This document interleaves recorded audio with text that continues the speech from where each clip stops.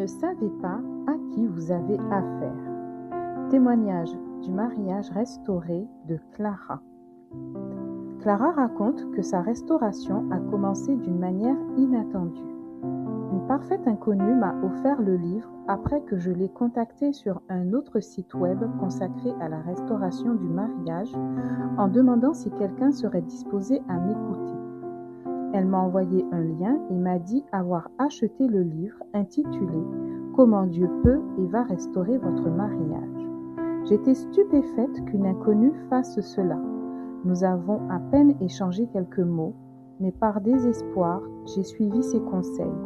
Puis j'ai parcouru quelques articles sur votre site. Certains passages étaient logiques, d'autres, bien que bibliques, me paraissaient impossibles. Des expressions comme victoire sans un mot, oui, ça sonne bien, mais on ne sait pas à qui on a affaire.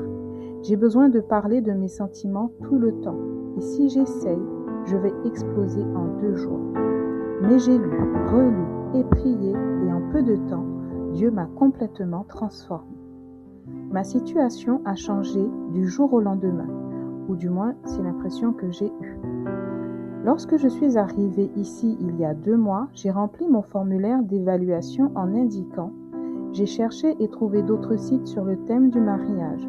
J'ai suivi une thérapie personnelle, nous avons consulté un conseiller conjugal, j'ai parlé à mon pasteur, j'ai fait part de ma situation à ma famille, j'ai partagé ma situation avec mes amis et mes voisins.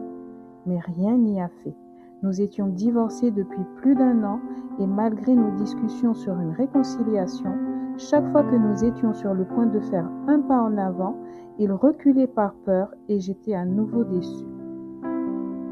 Ce cercle était vicieux et difficile. Je désirais m'appuyer sur le Saint-Esprit et non sur moi-même ou sur les autres. J'avais besoin d'aide et je l'ai trouvée ici. Pourtant, à mon arrivée, j'ai précisé que j'étais chrétienne, membre d'une église, que je parlais en langue et que je participais au groupe de femmes croyant au don du Saint-Esprit. J'ai confessé que je ne savais pas comment suivre ce chemin auquel il m'appelait. Il m'a appris à transformer mon esprit, à remporter la bataille intérieure, à réserver mes pensées et mes paroles à lui seul. J'ai cessé de médire et je suis entrée dans un état de certitude absolue. Dieu subviendrait à tous mes besoins.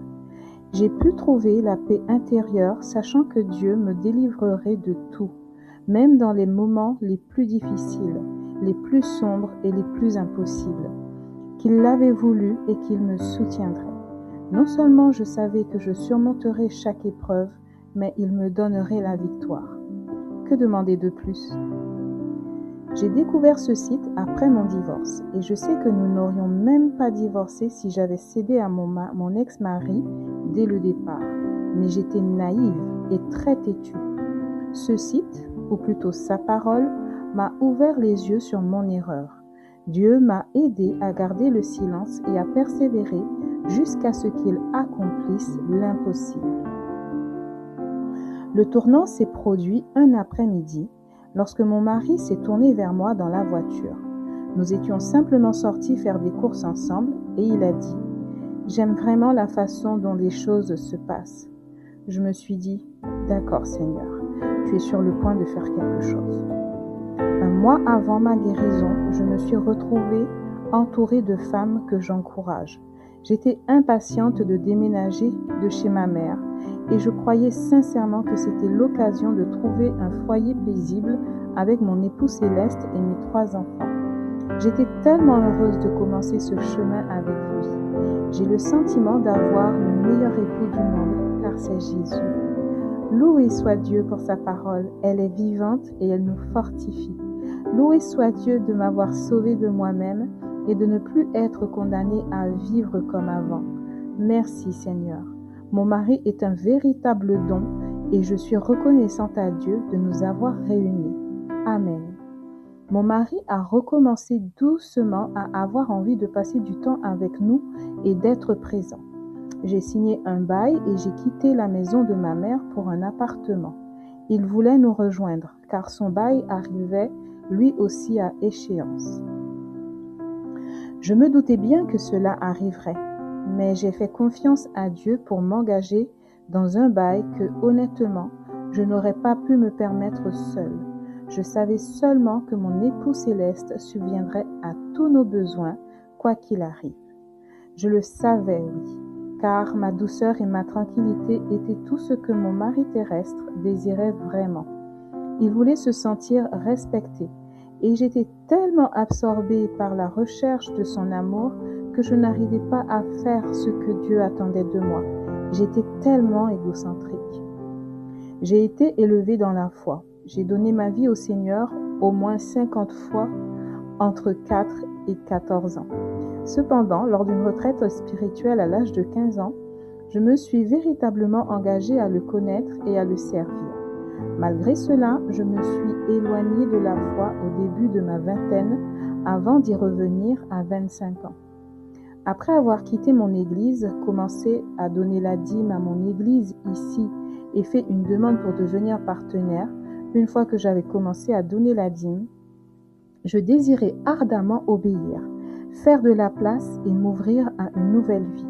Je ne me rendais pas compte que j'étais religieuse avant de lutter contre la difficulté de quitter mon église. En venant ici, j'ai appris tellement de choses tout en me défaisant de nombreuses choses profondément ancrées en moi.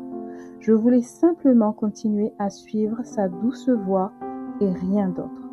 Nous nous sommes remariés lors d'une cérémonie simple à la maison, célébrée avec un harni ordonné, en présence uniquement de notre famille. Les livres « Comment Dieu peut et va restaurer votre mariage » et « Une femme sage » m'ont tous deux touché. La lecture quotidienne des psaumes et des proverbes a renouvelé mon esprit et les nuits d'insomnie, les vidéos Be Encouraged m'ont apaisé. De plus, en suivant les cours en ligne, je me suis reconnue un peu dans chaque témoignage. Mes frères et sœurs, quand vous avez l'impression de n'avoir que des difficultés, voyez-y une occasion précieuse de ressentir la plus grande joie qui soit. Car vous le savez, la mise à l'épreuve de votre foi produit en vous la force d'endurer tout.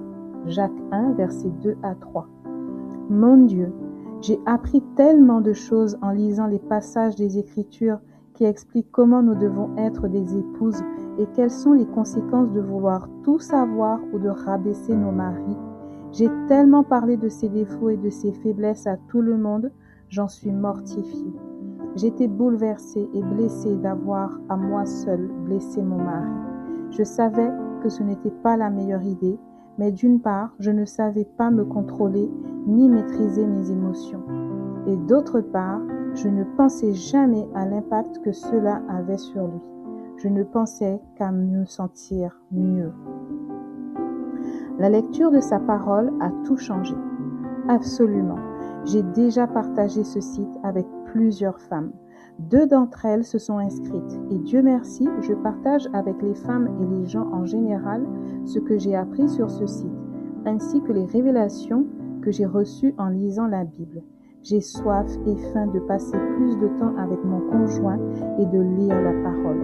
Je ne veux jamais quitter cet endroit. Je suis reconnaissante de pouvoir encourager les femmes, les amis mariés, en couple ou célibataires à vivre selon la parole. Tombez amoureuse de notre Créateur et apprenez à le connaître en lisant sa parole afin que chacune puisse reconnaître sa voix.